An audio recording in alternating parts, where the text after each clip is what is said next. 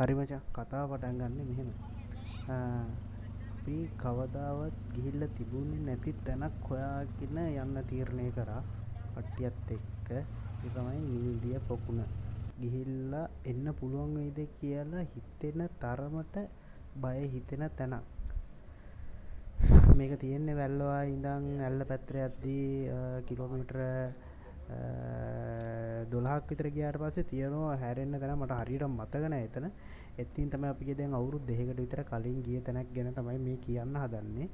දැන් මෙතෙන්ට යන්න දෙන්නේ නැහැ මං හිතන්නේ මං හිතන විදියට දැන් යන්න දෙන්නේ නැහැ. කලින් අය යන්න දුන්නා මේක අර තියෙන අවදානමත් එක්ක යන්න දෙන මෙන්න මේ වලට පේන පුංචි සිදුරෙන් තමයි ඇතුළට යන්න තියෙන්නේ. යන්නයි එන්නයි ඔච්චරයි. ඔය ඉනිමග විතරයි. දැන් අපි කට්ටියත් එක්ක සෙට් වෙලා දැන් උතරින් යන්න තමයි හදන්නේ. ගයිඩ්ලා දෙන්නෙක් යනවා අපිත් එක්ක. ගයිඩ්ලා දෙන්නෙක් යනවා ඉස්සරහින් පස්සේ ගයිඩ්ලා දෙන්නෙක් යනවා නිකන් ටෝච් තියෙන්න ඕනි. දැන් අපි දන්නේ නැහැ දැන් මෙතනින් ඇතුළට ගියාම මොකක් වෙයිද කිසිම දෙයක් දන්නේ නැහැ. ඊට පස්සේ හැබැයි දැන් ඇතුළට ගියාට පස්සේ නම් පොඩි බයක් තිබුණා. දැන් මුලදී නම් අවුලන්නේ එළියක් පේනවා. දැන් ඇතුළු ඈතින් කට්ටිය එනවා පේනවා. ඒකින්ද අවුලක් නැහැ. ඒත් ඇතුළට යන්න යන්න තමයි මේකේ බය වැඩි වෙන්නේ. ෆෝන් වලට සිග්නල් නැහැ. එතකොට අපි කතා කරන දේවල් අපිට විතරයි ඇහෙන්නේ. වටේ හරිම නිශ්ශබ්දයි. ඒ කියන්නේ ඇතුළ පට්ටම නිශ්ශබ්දයි. ඒ කියන්නේ අර වාහන සද්ද වලින් ඒ වගේ මිදලා පට්ටම සුපිරි තැනක් ඉතින් ඇත්තටම කිව්වොත්. අපි ඔහොම ටික ටික ඇතුළට ගියා.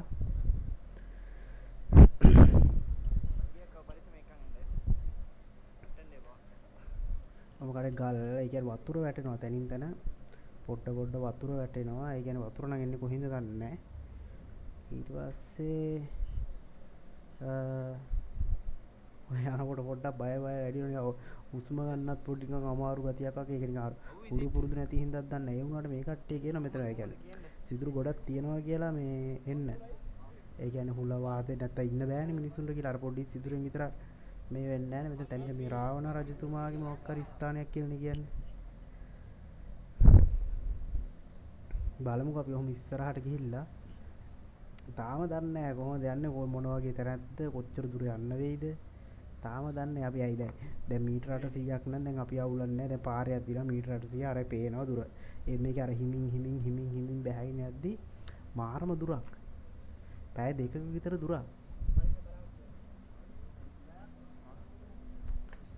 ටික කට්ටියට අවුලන්නේ නැහැ. කට්ටිය මෙතන තනියම ගියා නම් ඉවරයි. පපුව පැහැලා මැරෙන්න බය වෙලා. ඒ තරම් ඒ කියන්නේ කරුවලේ කියන්නේ ඔය ටෝච් නැති වුණා නම් සම්පූර්ණ තිත්ත කරුවලේ. ඒ කියන්නේ අන්ධෙක් වගේ තමයි. ඇතුළ තනිකර අන්ධෙක් වගේ. ගියා නම්. Nice couple.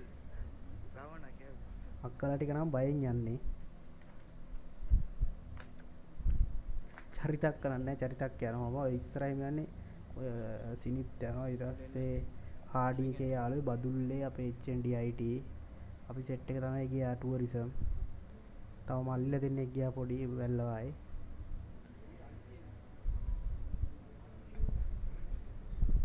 ඉතින් ගයිඩ් අයියා කියනවා අපි යනවා. කොහෙ යනවද? ඈත පේනවද ඔයාලට? ඈත පේනවා අර කට්ටිය එනවා.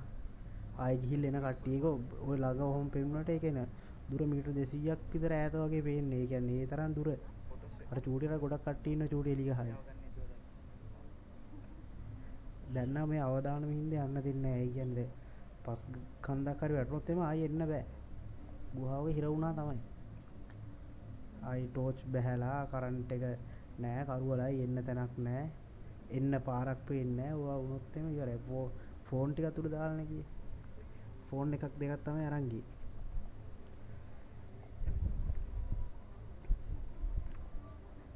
ගයිඩ් අයියා දන්නවා. ගයිඩ් අයියා අරහින් යනවා මෙහෙන් යනවා. පාරකුත් තියෙනවානේ.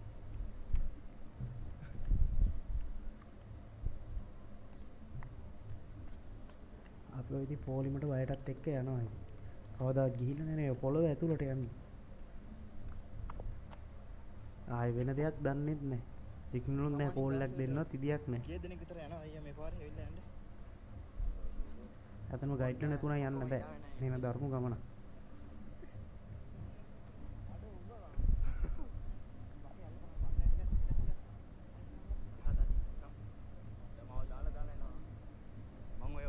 අනේ ලසාක ගියා. සිරිත් එනවා.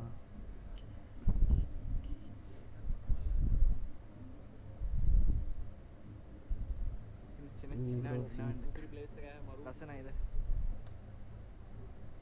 කොහොමද සිනිගේ ගර්ල්ෆ්‍රෙන්ඩ් සංජනා කොහොමද what's the feeling you huh?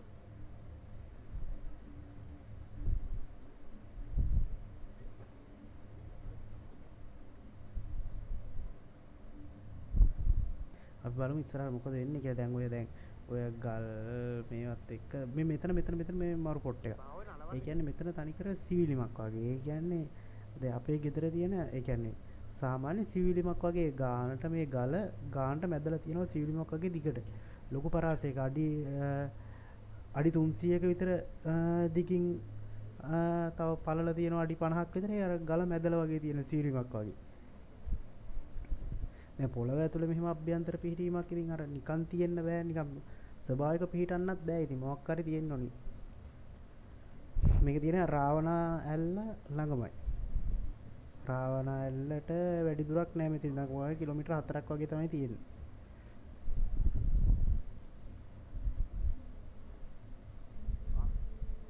දුකයි අතන දැන් යන්න දෙන්නේ නැති එක නා.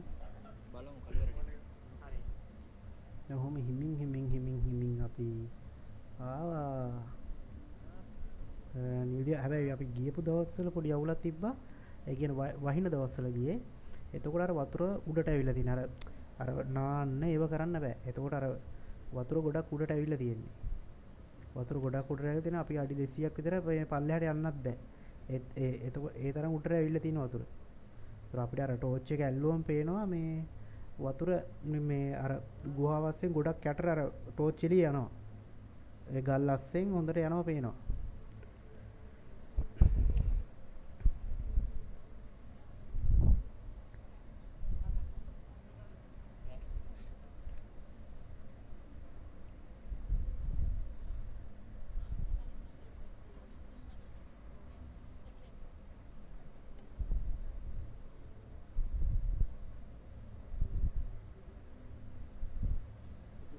පොඩි වෙලාවක අපි අර තිත්ත කරවල බැලුවා. ඒකට අර ටෝච් නිවන කියලා ඔක්කොම ටෝච් නිව්වා. නිවල ඉවරලා අර ඒ කට්ටිය ගයිඩ් කිව්වා මේ ඔයාලට කාවද මතක් වෙන්නේ කියලා. ඊට පස්සේ අපිට මතක් වුණා අර අන්ධෙක් මේ වගේ නේද යාට. කියන්නේ S2 අරන් හිටියේ අපි S2 අරගෙන හිටියේ අපිට කිසිම දෙයක් පෙනුන්නේ නැහැ. අන්ධෙක් මේ වගේ නේද කියලා ඊට පස්සේ තමයි හිතුවේ. මේ අපි ගිහින් එනවා අතන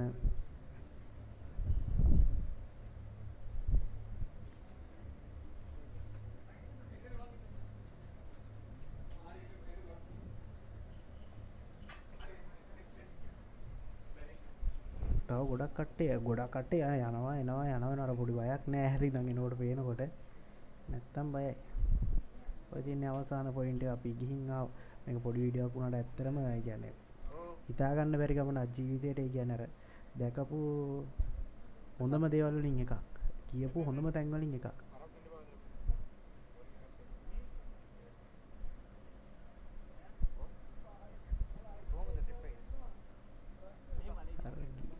අර එනකොට නම් පොඩි මේකක් තිබ්බා. මේ සතුටක් කියන රාත්‍රින් ආපු එක ගැන. ඒත් ඉතින් යන්න ලැබෙන්නේ නැති එක ගැන නම් දුකයි. යන්න තව ගොඩක් පාරවල් තියෙනවා උතෙන්ට. ඒ කියන්නේ අර අපි ගිය පාරට ඇරෙන්නේ අවට ගොඩක් දේවල් තියෙනවා ලෝකේ බලන්න. එయ్య අපි ගියේත් වතුර තියෙන කාලෙකනේ. ඒතර වතුර උඩට ඇවිල්ලා තිබ්බා. අපිට බලන්න බැරුණා කිසිම දෙයක්. එතකොට අර මේ නිකන් අර වතුර වලක් වගේ තියෙන ඒරියා එකක ඉච්චරයි. ඊට පස්සේ කොහොම කට්ටිය ටික ආවා උඩට. ඩ්‍රැගන් කෙනෙක් එක්කද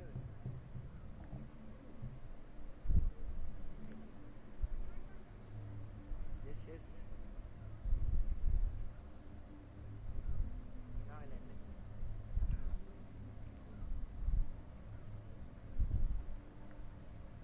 දුකයි ඇත්තටම මේ ගමනක් ආවේ. දැන් වහලා තියෙන එක ගැන. ඔය පොඩි ඒරියා එකෙන් තමයි ඇතුළට එන්න ඔය පොඩි ඉනිමකක් තියෙනවා. ඉනිමක් ගම පොඩි ස්පේස් එකක් තියෙනවා. එතනින් ස්පේස් එකෙන් අර ගලක් යටි රිංගල යන්න තියෙනවා. ලොකු ඒරියා එකකට. එතන ලොකු ඒරියා එකක් තියෙනවා. ඒ ඒරියා එකෙන් පල්ලෙහාට මීටර් 200ක් විතර යනකොට තව ස්පේස් එකක් තියෙනවා නැවතිලා ඉන්න. ඒ වගේ තැනක කට්ටියත් එක්ක පුදුම සතුටක් තියෙනවා ආවට පස්සේ. කට්ටිය එහෙනම් සතුටෙන් ඉන්නවා. ගයිඩ් අයියලා ගන්නවා අපේ ටෝච් ටික ඊළඟ කට්ටියට දෙන්න. ඊට පස්සේ සාමකාමී විදියට අපි කාලා ගයන්ලා අම්මා හදපු ඉඩ්ලි කාලා Yes. අපි කට්ටියත් එක්ක විසිර යන්න ගියා. thank you එහෙනම් ඔයාලට. මේ මොන අයින්ද දාගන්නේ? ආපංගු